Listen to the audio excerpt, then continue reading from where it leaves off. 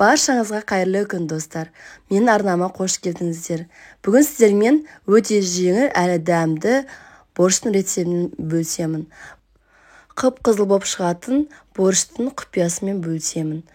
Осы рецептпен жасасам балаларым өте сүйіп жейді. Үйде міндетті түрде жасап көріңіздер осы рецептпен. Бізге қажет болады етті сүйек және де су құямыз, оның үстіне қалауларыңыз бойынша толтырып. Бетін жауып қайнағанша күтеміз. Қайнаған соң көбігін алып, жақсылап қалдырмай. Осылай тазалап аламыз көбіктерін. Енді үстіне бір жуамызды саламыз. Бір болгар персін жарысын саламын, дәмді болсын деп. 40 қабатымызды осылай жақсылап турап аламыз, майдалап. Картошкамызды кубиктеп осылай турап аламыз. Қайнап тұрған қазанымызға капустамызды, картошкамызды сабаламыз. Қазанымызды араластырып жібереміз. Және лавровый лист саламыз бір дана. Бір дана қызанақ қосамыз. Қызанағымызды осылай майдалатып тураймыз. Және чеснок қосамыз. Чесногымызды осылай етіп майдалап турап аламыз. Бір дана сәбізімізді үгіште өткіземіз. Және свекламызды үгіште осылай өткізіп аламыз.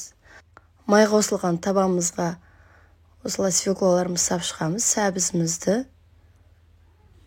Сұйық майда мен 30 мл құйдым.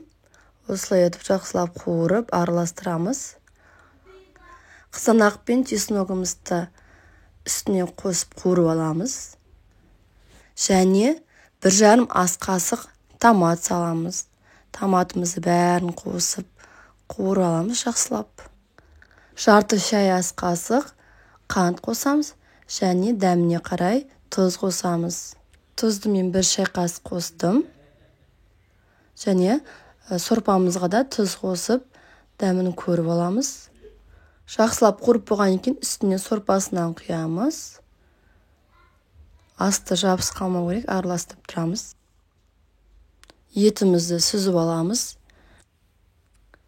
Етіміз турап, ішіне қайта сорпамызға салып шығамыз.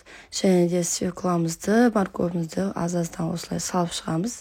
Үстіне қызыл бұрыш, қара бұрыш дәміне қарап, өзіңіздің қалауларыңыз бойынша салсаңыздар болады. Мен көк шөптерден де салдым. Укроп, петрушка.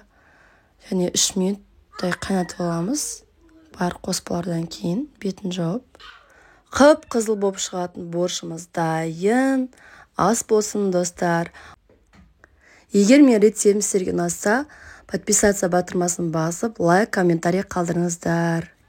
Видеомды толық көргендеріңіз үшін рахмет.